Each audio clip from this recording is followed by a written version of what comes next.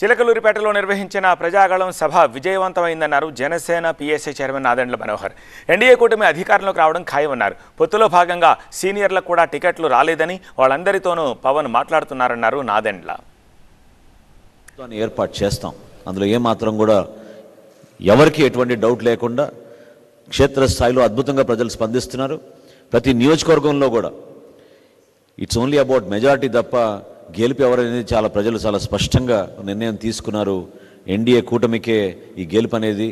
ఎందుకంటే ఇక్కడ పదవుల కోసమో సీట్ల కోసం కాదు ఈ పొత్తు కుదుర్చుకుంది.